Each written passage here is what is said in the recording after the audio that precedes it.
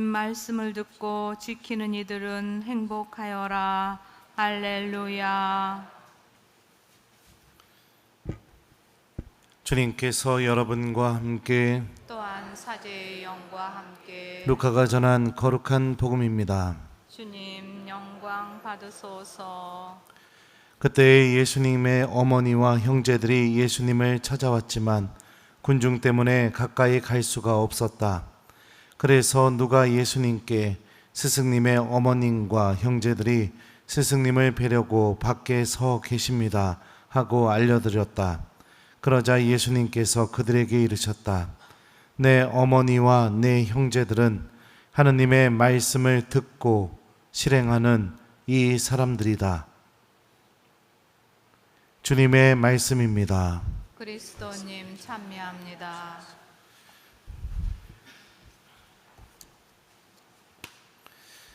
오소서 성령님, 내 어머니와 내 형제들은 하느님의 말씀을 듣고 실행하는 이 사람들이다. 안녕하세요. 탈출기에 보면 하느님께서 이스라엘과 계약을 맺으실 때 모세를 통해 이렇게 말씀하십니다. 이제 너희가 내 말을 듣고 내 계약을 지키면 너희는 모든 민족들 가운데에서 나의 소유가 될 것이다. 온 세상이 나의 것이다.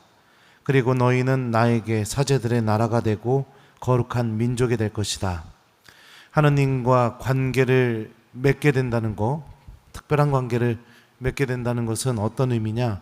우리가 하느님의 소유가 되고 또 세상 안에서 구분되는 거룩한 삶을 살아가는 사람들이 된다는 것을 이 말씀에 알려주죠. 실제로 거룩하다라는 의미를 갖고 있는 히브리 말도 구분짓다 이런 의미에서 나왔습니다. 그러니까 다른 것과 구분되는 것, 그리고 구분됐는데 그게 하느님의 것으로 내가 돌리게 된 것, 이게 바로 거룩한다의 의미죠.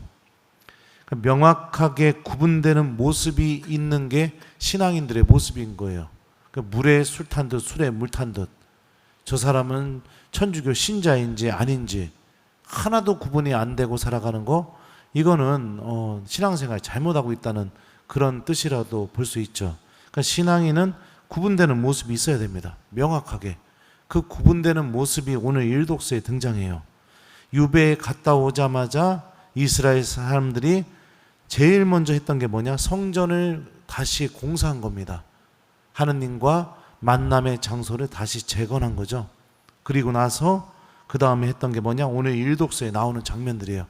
주님께 제물을 바치고 파스카 제물을 잡고 자신을 정결하게 만들고, 이런 장면들이 나오죠.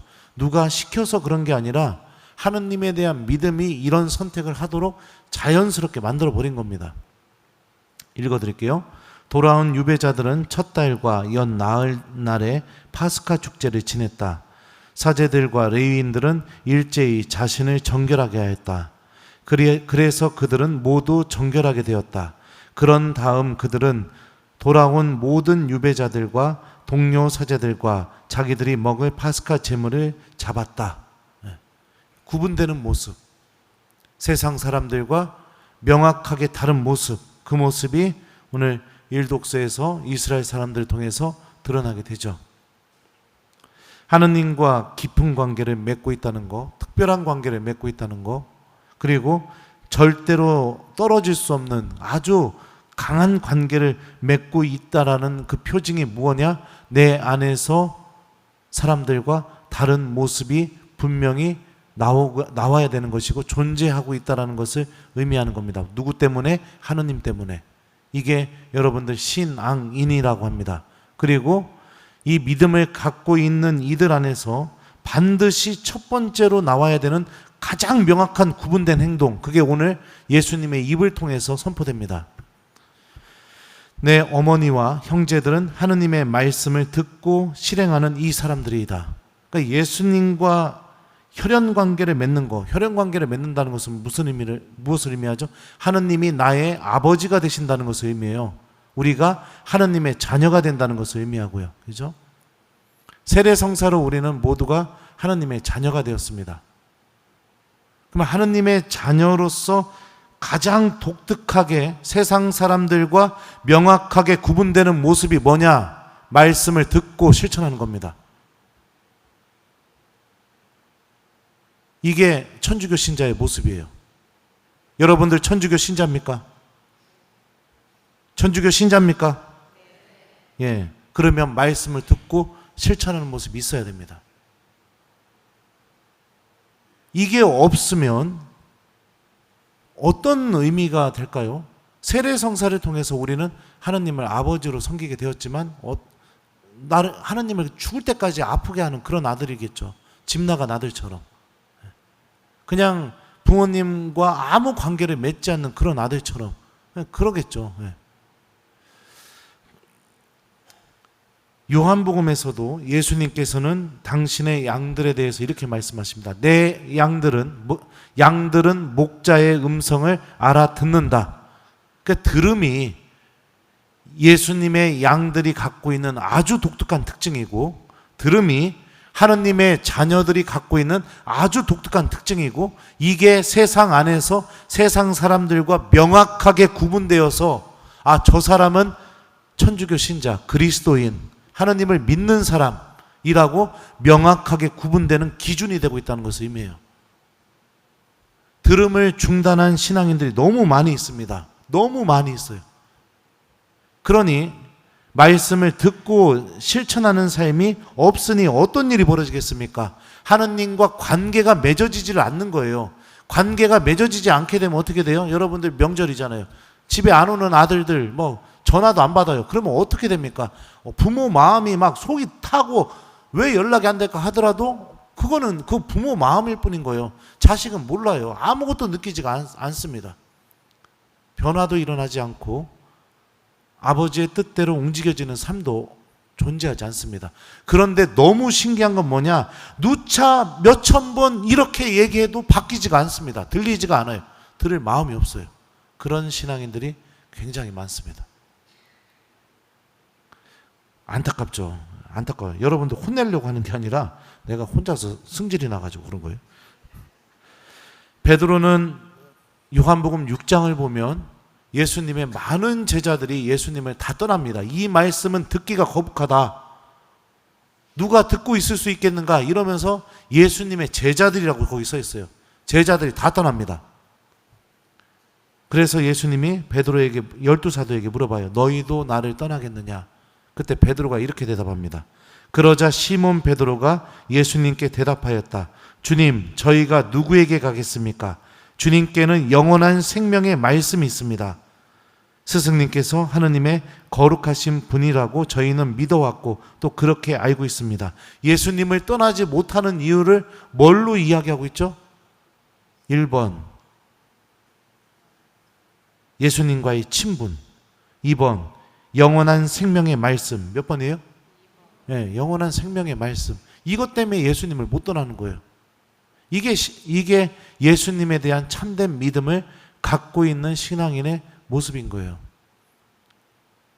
그렇다면은 우리가 이제 신앙생활을 어떻게 살아야 되겠습니까?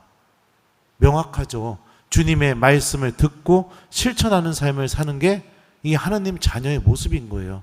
내가 그런 선택을 할 때마다 하나님과 나는 깊은 관계가 맺어지게 됩니다.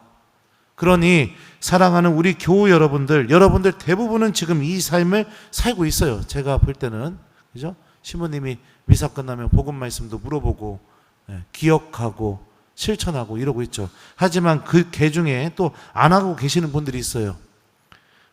본인이 하느님의 그 예수님의 양인 줄 알았더니 나중에는 딱 까보니까 뭡니까? 염소일 가능성이 높은 그런 사람들이 있죠. 말씀을 들으십시오. 기억하십시오. 실천하십시오. 이게 믿음입니다. 천주교 신앙의 믿음의 핵심이에요.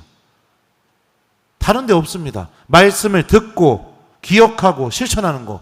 이게 하느님을 믿는 사람의 가장 독특한 모습입니다. 구분되는 모습. 혈연 관계가 이 세상에서 가장 강한 관계죠. 무조건적으로 사랑을 줄 수밖에 없는 관계. 무조건적으로 용서해 줄 수밖에 없는 관계. 뭐든지 다 나눠줘도 아깝게 느껴지지 않는 관계. 그 관계가 혈연 관계죠. 하느님과 우리도 이런 관계를 맺고 있습니다. 그리고 이 관계 안에서 얻어지는 기쁨, 은총, 이 모든 게 무엇으로 유지가 되느냐? 말씀을 듣고 실천하는 이 삶을 통해서 이루어지게 됩니다.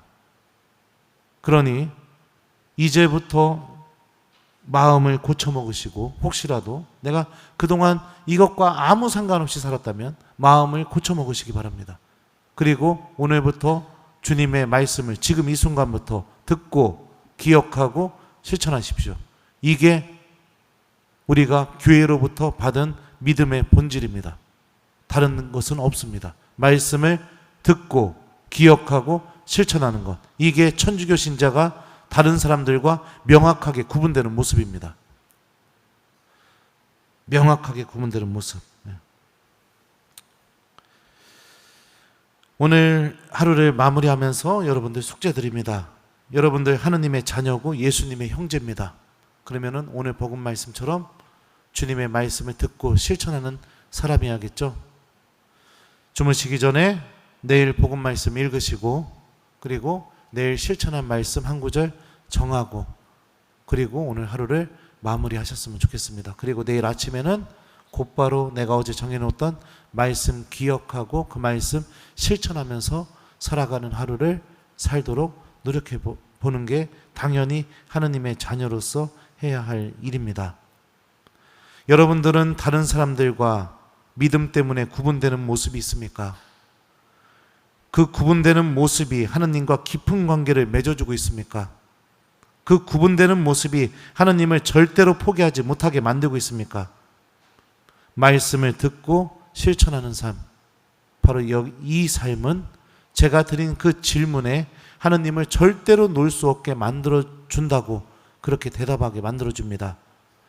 우리 모두 다른 게 아니라, 다른 모습이 아니라 하느님이 가장 원하시는 모습, 주님의 말씀을 듣고 기억하고 실천하는 하느님의 진짜 자녀가 되는 신앙인이 되도록 노력했으면 좋겠습니다. 내 어머니는, 내 어머니와 내 형제들은 하느님의 말씀을 듣고 실행하는 이 사람들이다. 아멘.